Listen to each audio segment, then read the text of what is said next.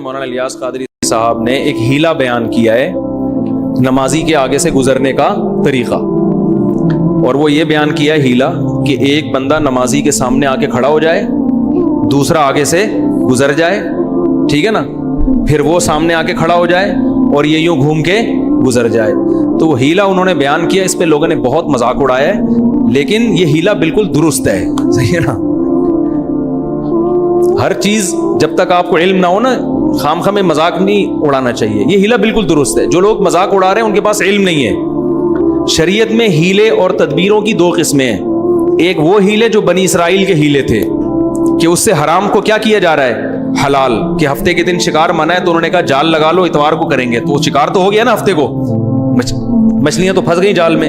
اور ایک ہیلا وہ ہوتا ہے جو ناجائز سے بچنے کے لیے ہوتا ہے کہ آپ کا کام بھی ہو جائے لیکن طریقہ ایسا ہو جو ناجائز نہ ہو۔ جیسے نبی صلی اللہ علیہ وسلم نے حضرت بلال کو فرمایا، حضرت بلال نے کیا کیا، جو تر کھجوریں تھیں وہ فروخت کی، اچھی کھجوریں، اور اس کے بدلے میں خراب کھجوریں لے لی زیادہ، یا اس کے بالعکس ہوا تھا معاملہ، یہ ہوا تھا، یا خراب کھجوریں دی اور تر لے لی، مجھے پورا واقعہ یاد نہیں ہے، لیکن اس طرح کیا کہ ایک طرف اچھی کھجوریں تھیں، ان کے بدلے میں خرید و فروخت کا معاملہ ہوا خراب کھجوروں کا، تو خراب کھجوریں زیادہ آ گئیں اور تر کھجوریں کم۔ تو یہ جو خراب کھجوریں زیادہ آ گئیں، یہ وہ سمجھے کہ پروفٹ ہے میرا۔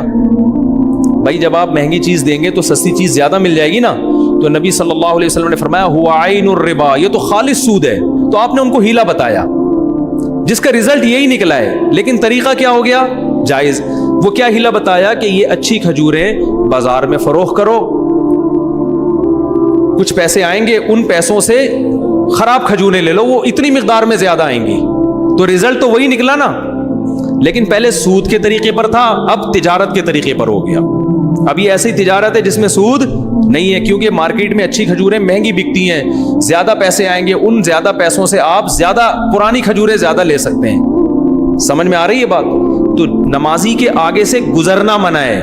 اگر کوئی پہلے سے کھڑا ہوا ہو اس کا وہاں سے ہٹنا منع نہیں ہے۔ صبح شام لوگ یہ کام کر رہے ہوتے ہیں کہ آپ جب نماز پڑھ رہے ہیں سامنے بندہ بیٹھا ہوتا ہے تو سب علماء کہتے ہیں اس کے لیے وہاں سے اٹھ کے جانا جائز ہے۔ ایسا ہوتا ہے نا، ایک آدمی آپ کے پیچھے سنتیں پڑھ رہا ہے، آپ وہاں سے اٹھ کے کیا کرتے ہو، چلے جاتے ہو۔ تو منع نمازی کے سامنے سے ہٹنا نہیں ہے، منع کیا ہے، گزرنا۔ گزرنا اسے کہتے ہیں کہ ایک طرف سے آؤ اور دوسری طرف سے نکلو۔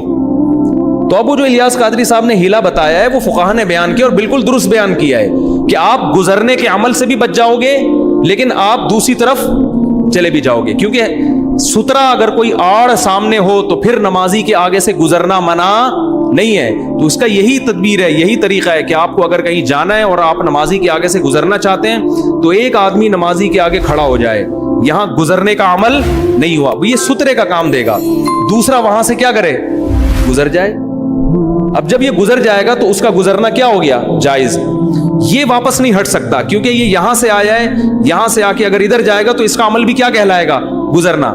یہ کیا کرے گا، وہ والا نمازی، وہ والا بندہ جو اس کے آگے سے گزر کے گیا ہے وہ اس نمازی کے سامنے آ کے کھڑا ہو جائے۔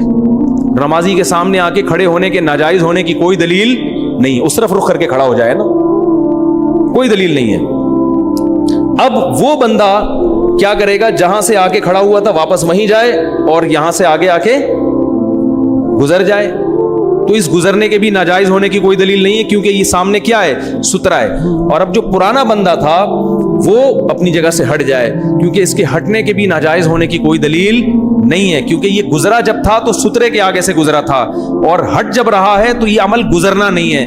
تو جن لوگوں نے اس پہ مذاق اڑایا ہے نا، یہ وہ لوگ ہیں یا تو ان کو پتہ نہیں ہے، میں نے بتایا نا علم کی گہرائی نہیں ہے، تو کوئی بھی کسی کا کسی بھی ٹائم پہ مذاق اڑا سکتا ہے۔ الیاس قادری صاحب سے مجھے بہت سی چیزوں میں اختلاف ہے، کہ ایسا نہ ہو کہ آپ کہیں کہ میں بھی ان کو پیر مرشد مانتا ہوں، وہ ان کا اپنا ذاتی مسئلہ ہے، وہ ہمارے بریلی حضرات جو مانے وہ ان کے ہیڈک ہے، لیکن یہ جو مسئلہ بیان کیا ہے یہ بالکل ٹھیک بیان کیا ہے۔ اس میں یہی ہیلا ہے، یہی تدبیر ہے جو فقہا بیان کرتے ہیں، اور اس میں جو یہ کہنا ناجائز ہے تو آپ اس سے پوچھا کریں یہ کون سے اسٹیپ پہ ناجائز ہے، اس میں کون سی چیز ناجائز کیا ہے اور اس کے ناجائز ہونے کی دلیل دو۔ کیا نمازی کے آگے دوسری طرف منہ کر کے کھڑا ہونا منع ہے؟ اگر منع ہے تو اس کے ناجائز ہونے کی دلیل دو، اور اگر دوسرے بندے کا اس سترے کے آگے سے گزرنا منع ہے تو اس کے ناجائز ہونے کی دلیل دو، اور اگر آپ یہ کہتے اس کا دوبارہ آگے کھڑا ہونا منع ہے تو اس کے ناجائز ہونے کی کیا دلیل؟ تو اس میں مرور کا کوئی عمل نہیں ہو رہا، گزرنے کا عمل نہیں ہو رہا، اور اگر ہو رہا ہے تو سترے کے آگے سے گزرنے کا عمل ہو رہا ہے۔ اس پورے پروسیس کے مجموعے کے بھی ناجائز ہونے کی کوئی دلیل نہیں ہے، اور اس کے انفرادی بالکل اس کی مثال ایسے ہے جیسے ہمارے اہل حدیث بھائی کہتے ہیں حلالہ کیا ہے اسلام میں حرام ہے، لعنتی عمل ہے۔ ہم یہ کہتے ہیں جو حدیث میں جس حلالے کو حرام قرار دیا گیا ہے یہ وہ حلالہ ہے جو پری پلان ہو، معاہدہ کر کے ہو۔ اگر بغیر معاہدے کے حلالہ ہو رہا ہے تو اس کے حرام ہونے کی کوئی دلیل نہیں ہے بلکہ حلال ہونے کی دلیل ہے۔ وہ کہتے ہیں 3 طلاق ایک آدمی نے دے دی، اب ایک عورت کسی مرد سے نکاح کرتی ہے، وہ طلاق لے کے ہم بستری کر کے واپس آتی ہے تو بھائی تو حرام ہے۔ بھائی کون سے سٹیپ پہ حرام ہے یہ؟ ایک آدمی نے بیوی کو 3 طلاقیں دے دی، حرام ہو گئی وہ۔ یہ عورت عدت کے بعد کسی مرد سے نکاح کر رہی ہے، یہ حرام ہے کیا؟ قرآن نے اجازت نہیں دی جہاں چاہو نکاح کرو، پہلے سے نہیں کر سکتی تو عدت کے بعد جہاں چاہے نکاح کرے۔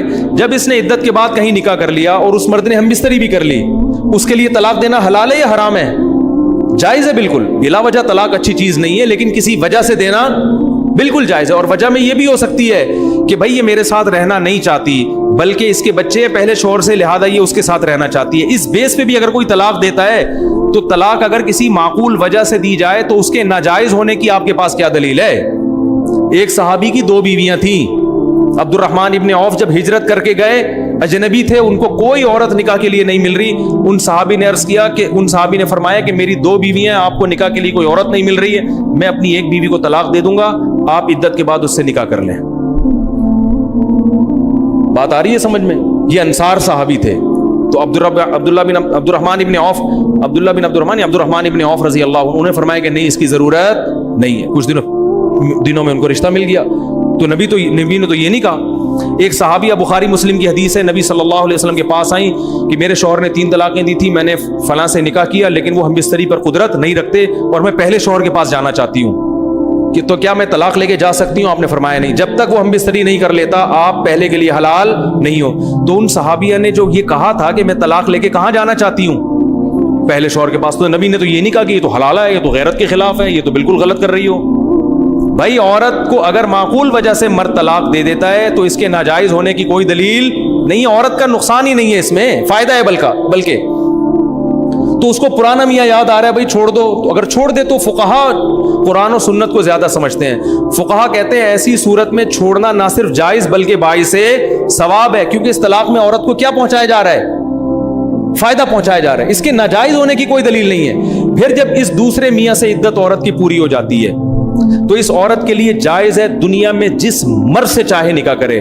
اگر کسی اور مرد سے نکاح کرنا غیرت کے خلاف نہیں ہے، لعنتی عمل نہیں ہے، تو اپنے پرانے والے سے نکاح کرنا کہاں سے لعنتی عمل ہو گیا؟ بلکہ وہ تو قرآن کہہ رہے 3 طلاق کے بعد جب دوسرا میاں اگر طلاق دے دے تو فلا جناح علیہما، عورت کے لیے بالکل جائز ہے کہ وہ اپنے پہلے مرد سے نکاح کرے۔ تو ہم اہل حدیث بھائیوں سے پوچھتے ہیں اس میں لعنت والا عمل ہو کہاں رہا ہے؟ اس کی کیا دلیل ہے؟ کون سے اسٹیپ پہ بغیرتی ہو رہی ہے؟ کہتے ہیں کہ نہیں جی وہ ایک عورت کی بیوی ایک مرد کی بیوی کسی دوسرے مرد کی بستر کی زینت بنے، یہ تو غیرت کے خلاف ہے۔ یقیناً ایک مرد کی بیوی جب کسی دوسرے مرد کے پہلو میں جائے گی تو یقیناً غیرت کے خلاف ہے، لیکن جب ایک مرد نے 3 طلاقیں دے دی اور عدت بھی پوری ہو گئی تو اب یہ اس مرد کی بیوی ہے نہیں۔ اس کو یہ کہنا گھما کے اس کی بیوی کو اس کے پہلو میں جا رہی ہے تو بھائی اس کی کم بخت کی ہے ہی نہیں ہے نا، جہاں چاہے جائے یہ، اس کی تھوڑی ہے، یہ جس مرد سے چاہے نکاح کرے گی، اس میں کون سا غیرت کے خلاف ہے؟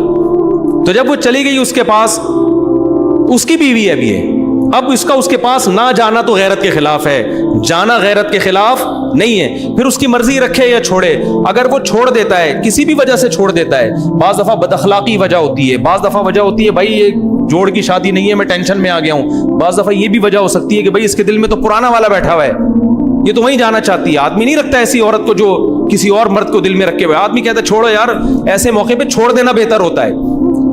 طلاق کے مطالبے پہ بھی چھوڑا جا سکتا ہے، عورت ہو سکتا ہے خود مطالبہ کرے بھائی تو مجھے چھوڑ دے میں نہیں رہنا چاہتی، تو چھوڑ دے تو اچھی بات ہے۔ تو اب چھوڑنے میں بھی غیرت کے خلاف نہیں ہے۔ پھر چھوڑنے کے بعد جب یہ عدت پوری ہو جائے گی تو دنیا میں جس مرد سے بھی نکاح کرے اس میں غیرت کے خلاف کوئی کام نہیں ہے، تو پرانے والے سے نکاح کرنا غیرت کے کہاں خلاف ہے؟ دوسری بات یہ کہ اسلام اس پورے پروسیس پہ عورت کو مجبور تھوڑی کر رہا ہے، لوگ کہتے ہیں ہائے مظلوم عورت کے ساتھ کیا حشر کیا. تو مظلوم تو اس کو کہا کس نے ہے؟ پہلے میاں نے طلاقیں دی ہیں 3, اسلام نے بس یہ پابندی لگائی ہے پرانے والے کے پاس نہیں جا سکتی, دنیا میں جہاں چاہو جس سے جا کے شادی کرو. تو کرے نا شادی, کس نے منع کیا اس کو؟ شادی کرے. پھر کس نے کہا ہے کہ واپس اس سے طلاق لے کے پہلے والے سے کرو؟ تو اگر پھر بھی وہ کر رہی ہے تو آپ کیوں کباب میں ہڈی بن رہے ہو؟ اسلام نے اس کو زبردستی تھوڑی کی. اسلام نے کہا نیا مرد تمہاری زندگی میں آ گیا, اسی کے ساتھ ہنسی خوشی زندگی گزارو. اس کو بولا مجھے نہیں طلاق چاہیے, میں رہوں گی تمہارے ساتھ. سمجھ میں آ رہی ہے بات کہ نہیں آ رہی؟ اور اگر یہ چھوڑ دیتا ہے تو اسلام نے پھر بھی نہیں کہا کہ پہلے کے پاس لازمی جاؤ. اسلام نے کہا دنیا میں لاکھوں مرد ہیں, تمہارے پاس آپشن ہے, پہلے کے پاس جاؤ یا ان لاکھوں